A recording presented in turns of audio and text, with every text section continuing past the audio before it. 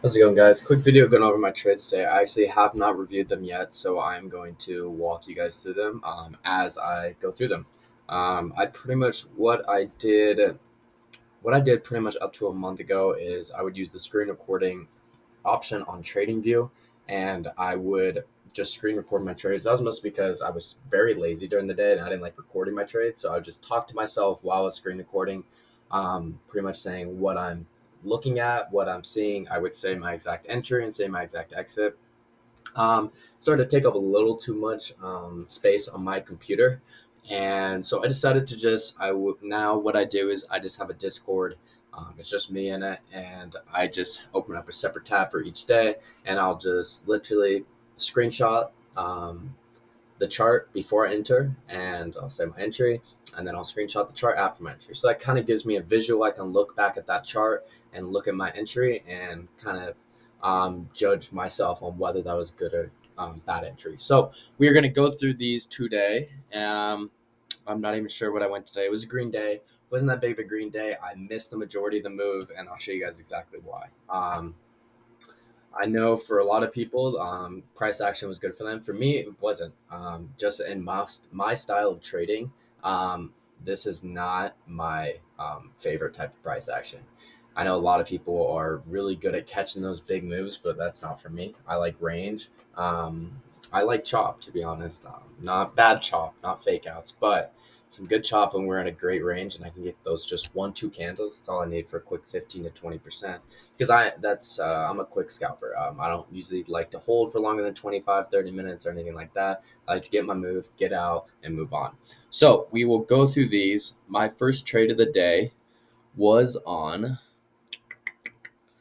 SPY. All right. So my entry was okay. I see what we got going on here. So this is what I like to call a wick fill. When we have a wick at a key demand zone or a key support zone, and we wick off, but we don't completely test that support. So you can see it right here on this 705 candle.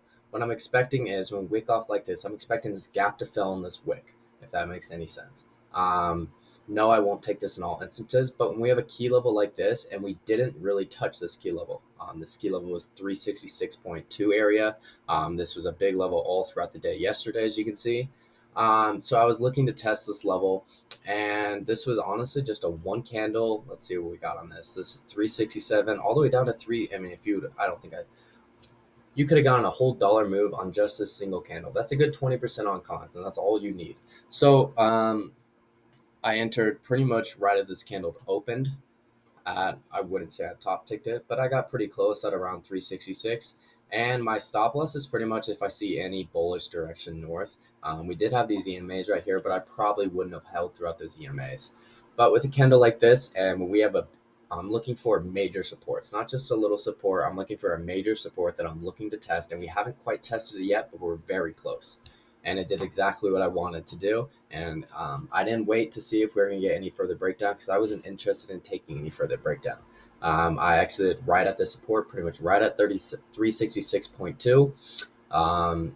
Left maybe 20 cents on the table, but I was able to get out, get in, get out, and a quick 15-20% right there to start the day.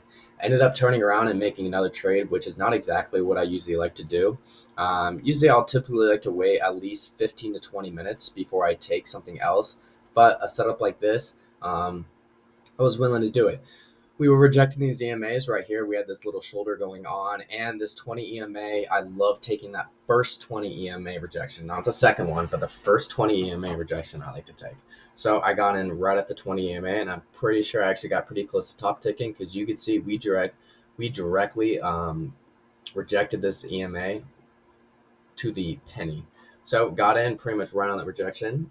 And same thing here. I'm not looking to play any trend moves. That's not my style of trading. You might look at this trade and be like, there's no way you're green on this. Well, if you catch this move right here, right at this EMA at 368, this candle went all the way down to 366.78.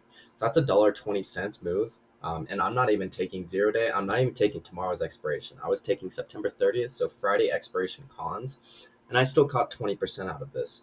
$1.20 is all you need, especially on a 5-minute candle like this. You're not getting killed by theta, and I don't have to worry about a move up that I'm getting If I would have held any longer, I would have been killed by theta, and it would have taken me probably all the way down to 366.5 area for me to break even, just because of this move that we had north right here. There wasn't really any set target for me that I had on this rejection. It was just whenever I felt comfortable with my gains, and for me, that's usually around 15 to 20%. Um, what I'll sometimes do is I'll shed some at 15 and then I'll let the other half run. But on a situation like this, this candle closed and it pretty much started bouncing right after. It didn't close and started dropping below. So I ended up just exiting pretty much all of it at 15 to 20%. So we went 2 for 2 to start the day. I was feeling pretty good, and SPY decided to take advantage of that. There's always those trades where you're feeling so confident about, and it just doesn't go your way.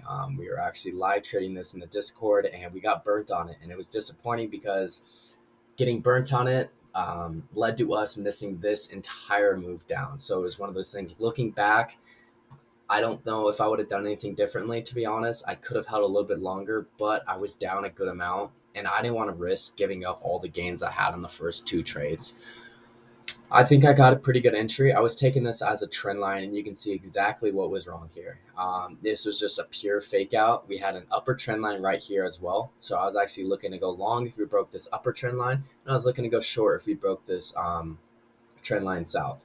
So this candle closed right below this trend line and it started dipping a little bit below. So I went ahead and entered what I thought was a retest.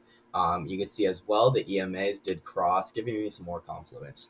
So I had multiple reasons to enter this trade. I was already kind of leaning bearish on the day just based off the fact that we rejected hard of this pre-market resistance, and Apple was kind of carrying. So once Apple started to feel a little bit weak, it was a complete breakdown. So I ended up getting faked out because once this candle closed above, I wasn't going to risk us breaking this upper trend line. I know a lot of people, based off their risk tolerance, would have held and waited for a close above this upper trend line. But for me, I was already down around 15%. So that's just not the type of trade for me. A lot of times after fake outs, I don't like to see if that was a fake out. I'm just out, and it ended up being a total trap before the giant dump off. So it really got me there. I'll admit it. And there's really nothing you can do about that. Would take that again. I'll pull up Apple just to show you guys what I was looking at. And Apple pretty much did the same exact thing. It was right in this demand zone, which I think is partially the cause of what caused SPY to bounce. And it had this bullish hammer. Once Apple printed, that was another reason why I exited. Apple had a bullish hammer, and that SPY was a bullish hammer. Right after that bullish hammer, rejection off the EMAs and dumped to a major dump around 1%. So it was tough to watch, but it did happen. So once that pretty much missed that entire play, I was looking at SPY again, and I was looking to play some sort of relief bounce. What I was initially watching was a retest of this 363 level. And you can see we actually retested it perfectly, pretty close. I didn't take it though, and my next 2 trades were small scalps that I took for really small gains. But yeah, small scalps for really small gains. I'll go over them, but I wouldn't recommend these trades. They were pretty dumb, but I was able to get away with them. The first one was a bounce off this trend line. Um, I was looking, we were making a higher low, and I liked that. And I kind of had this wedge drawn, and I was like, all right, if we can make this higher low, then I don't mind this. And I ended up entering right around 361.7. And once we were rejecting these EMAs like 3, 4 times, we had 1, 2, 3, 4 on this 5th candle, or it was the 4th candle. Let's see my exact exit. Let's pull this up. Okay. It was on this 4th candle right here, and that's when I ended up exiting. I got a small 10% of it because, once again, I entered at around 361. I entered on this candle actually. 361.6 area, 361.7. Exit around 362.2, 362.3. So that's still a 60-cent move. That's plenty enough to get 10% on some contracts. So next play that I made was I was also playing this trendline break. But my thought on this trendline break was, well, we're probably going to break this trendline, but I could see us bouncing off this low a day. I was still kind of leaning bullish. We've seen a lot of these late kind of halfway through the day breakdowns leading into a late day breakout. We've gotten a lot of these late day breakouts. We have one right here. right here, and right here. So that's been kind of the trend lately. We get a trend line break and then a breakout north and then kind of a dump in the last 5-10 minutes. So I did play this as a quick scalp. We broke below this trend line and I was just looking for a break below the trend line, quick move into demand. And that's exactly what I got. I pretty much entered right as this candle closed below.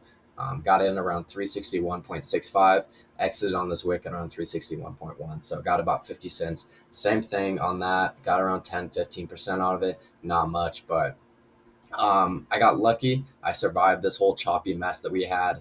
And this was pretty much the definition of you missed the move. You missed the move. Don't try to, force a move because this is what you're going to get. And this was just a big choppy mess. And, I didn't take this just because of what we were doing right here. But so let's see, we got a winner right here, winner right here, loser right here, winner right here, and a winner right here. So that's 4 for 5 on the day. Nothing you can complain about that. Yeah, they were really small gains, and I did miss this entire move, but I was able to, manage my risk and hold on to gains. So I will take that any day. Hopefully, we'll have a better day tomorrow. We have an inside day on a lot of tickers, and SPY is setting up for a very big move. I know we had a pretty big move today, but it's, we're still in this zone right here. So we'll see what happens, and hope you guys were able to gain something from this video. And thank you.